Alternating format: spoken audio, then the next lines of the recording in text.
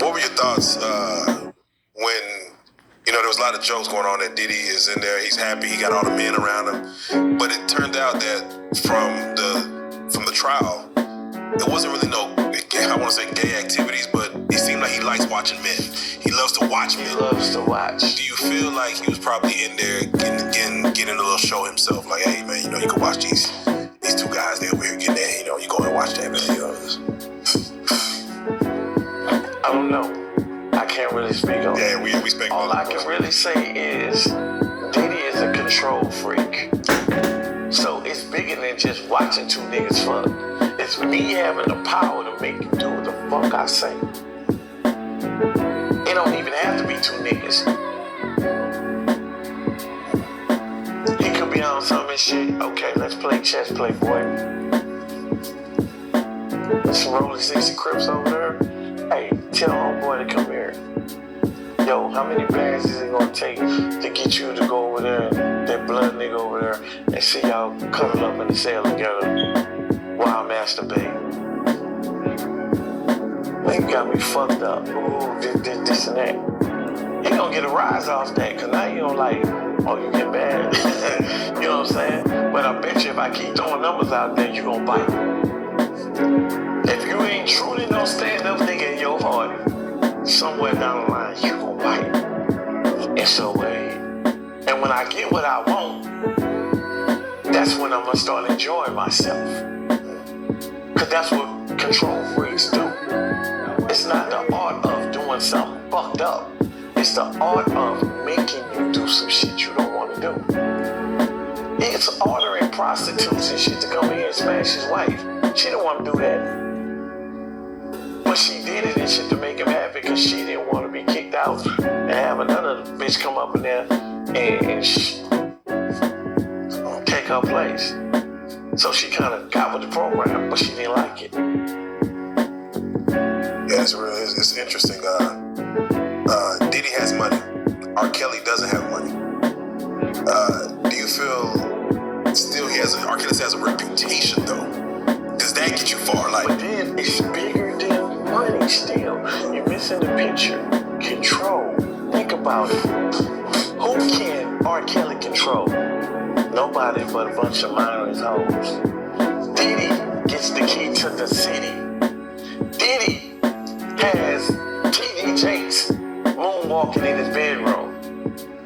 Diddy got whoever he wants. Councilman is the biggest in the world. He's entertaining people like this at his parties and making them do wild shit. Serving Baby Earl on a platter. It's bigger than money, homie. Yeah, folks want to know why do you call it that? So even if R. Kelly did have a chunk of change and shit, left to fucking get out with and shit, it wouldn't matter because he has no control of it. He has no control over people. People who has control of other people play chess. R. Kelly don't play chess, he play hoes. Diddy play chess.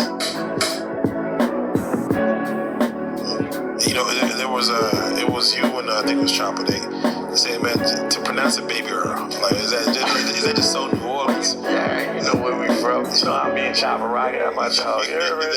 That's just so New Orleans. No, that respect. You had mentioned the Rolling Sixties and getting gang members to do stuff. For you, who was the strongest gang during your time frame in the penitentiary system? The Muslims. The Muslims. And still is. No matter what compound you go on, the Muslims gonna run it. Because it's gonna be more of them as it is to anybody else.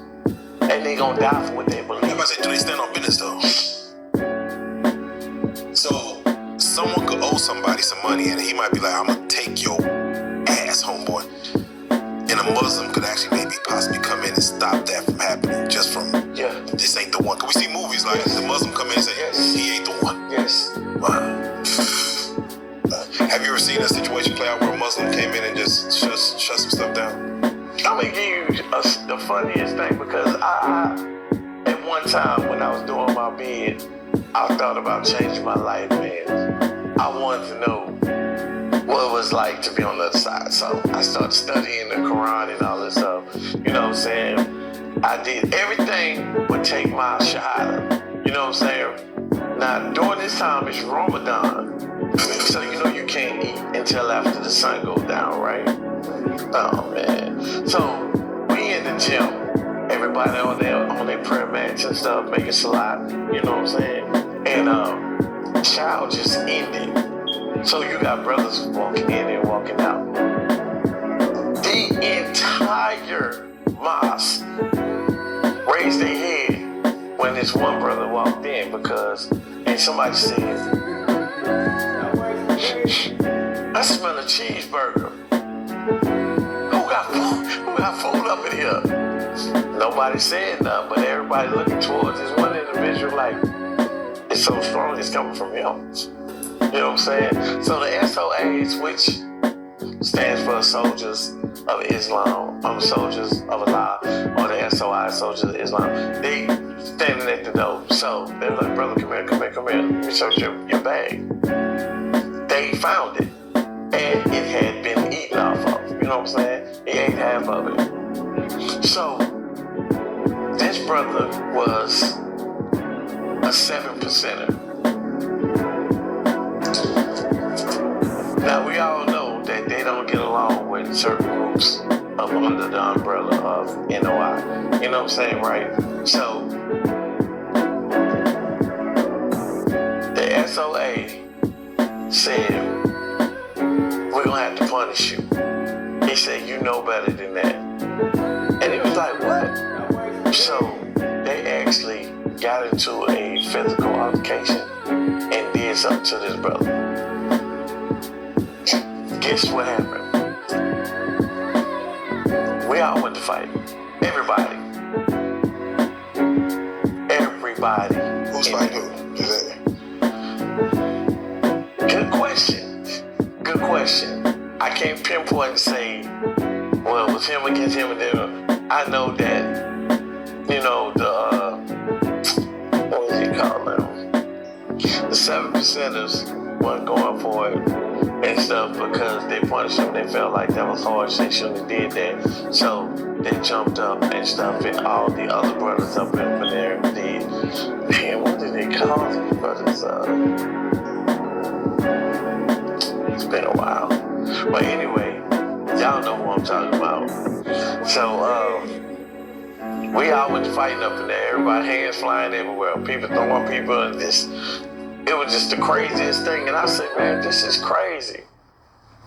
With so much discipline for everything else, one cheeseburger started a whole riot amongst the mass. Which brings us to the next question. What is the most common reason men will fight over? What men will have fights in prison for? Respect.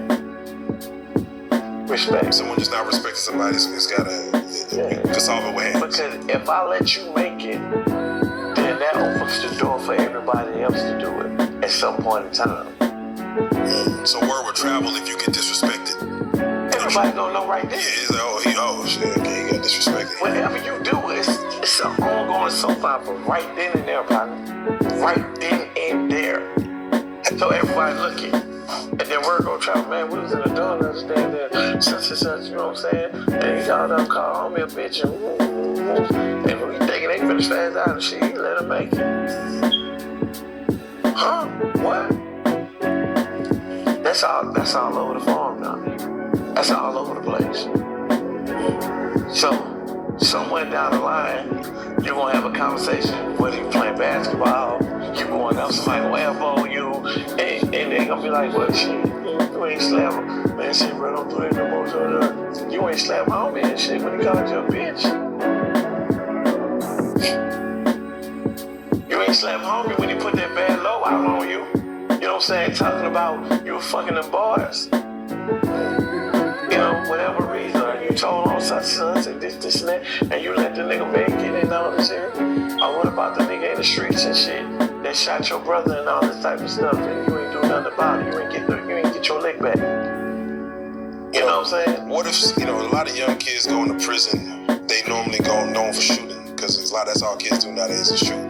Yeah, And some of them never had fights before. What if somebody just doesn't like to fight? Like a young dude, maybe a buck 20, he just don't like to fight. What happens with a guy like that who just doesn't like fighting? Well, I mean, what happens where to him in the streets or No, in the penitentiary, like he just don't like fighting. He just he have to like he gonna have to fight. State, and he get in situations, he gonna have to. And if he don't, he gonna be somebody's bitch. Damn, there ain't no other. You just can't not want to fight. Like I just don't want to fight. I'm peace, my brother, peace. They gonna look at that as, oh yeah. You can join Islam right now with all that, and you still at one point in time gonna have to get your hands dirty,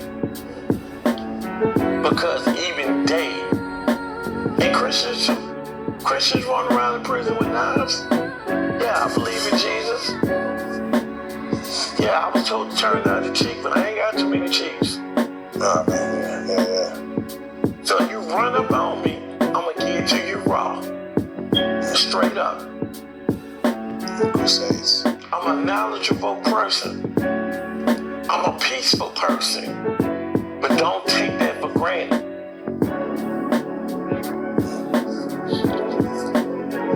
Let's go with statistics wise, and these aren't real statistics, but I just want to get your thought on it. In a calendar year, whether state or feds, and you could speak for both. In a calendar year, in one dorm, or whatever unit you're on, about how many situations you feel like where a man gets violated. Somebody came in the comments and said, men don't get violated like that. Men aren't raped like that in prison. People just keep making this up. It don't be happening. So statistic-wise, about how many situations like that happen when you say in the calendar year in your average unit? Whoever made that comment is semi-right. They semi-right. And I believe I said this before. I don't know if I did or not, or I wanted to. But most niggas hide behind things. You have people that hide behind religion. They hide behind gang life. They hide behind all kinds of different things to keep somebody from knowing who the real them is. But it's always somebody that can see through you that's gonna try you. Oh, he hard like that? Oh, he out here like that? Oh, yeah? Let me look at him. I bet you he'll bite. I bet you have my dick in it before the end of the night. You know what I'm saying? So you're saying it's not so much of a tag, I'm gonna take it. It's more so much of, it's a lot of finessing going on. The 70s, 80s, and early 90s, you had a lot of booty bandits that was running around doing that shit. Take this, they on that did this shit for real. Take that. You know what I'm saying? But nowadays, prison has evolved. You know what I'm saying? Niggas gonna peep you out. Niggas smell pussy on you. Niggas know when you're not being loyal. Not only to them, but to yourself. If that make any sense. If you're not being true to yourself, somebody gonna approach you about it. Yeah, and they're gonna be like, you can play hard all you want out here because you got all these niggas watching you, but I bet you one-on-one I'll fold you up. I'll make you fold. Oh, I don't do homosexual, this and that. Then a homosexual come on the wing and some of the biggest niggas up in there, hardest niggas up in there like this. Damn. And next thing you know, and shit, they're like, man, can I get you back in coffee? What's up? You like, the fuck? Did the homie just... It's gonna come out, bro. It's gonna come out. So I don't call it violating.